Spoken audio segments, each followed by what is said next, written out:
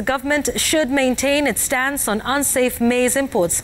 Researchers at Tegemeo Institute say it is pivotal for the government to ensure consumer safety first, even as it maintains trade relations with the rest of the East African community members.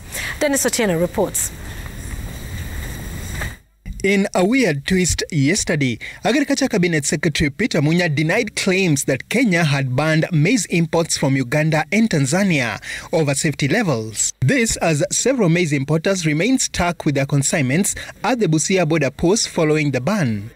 Na kwa hivyo tunaomba serikali itukubalie tutoe mahindi zetu, ni sababu hakutupatia notice ili tutoe mahindi zetu zenye ziko Uganda, ingine iko Maraba, ingine iko Kampala, popote penye Uganda iko kuna mahindi zetu za wafanyabiashara. Saa hizi tukiongea kuna magari Uganda zetu wa Kenya, magari zaidi ya 200 ambaye zimepakia mzigo, hatuna pa kuteremusha. The CES contradicting this letter dated March 5th this year by the Agriculture and Food Authority AFA, indicating that maize coming from the two countries have high levels of mycotoxins, particularly aflatoxins and fumonisms, which are known to be carcinogenic.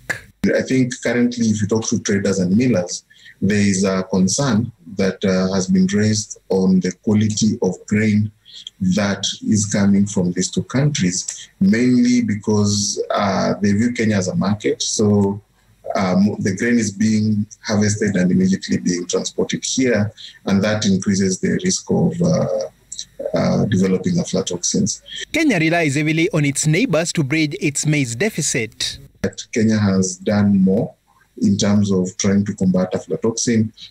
We are developing AflaSafe, trying to work with farmers to ensure that farmers use AflaSafe that helps prevent aflatoxin being passed on to the grain from the soils. But I think in terms of the same efforts in the other two countries is not, they're not at the same level as Kenya is. The ministry says it expects the rest of the EAC nations to trade in safe maize as per the East African Community's sanitary and phytosanitary standards that provide the maximum limit of aflatoxin to be 10 parts per billion. In its analysis, the ministry says Tanzania is yet to ratify these protocols, as studies on imported maize from neighboring countries indicate aflatoxin levels as high as 2,000 parts per billion.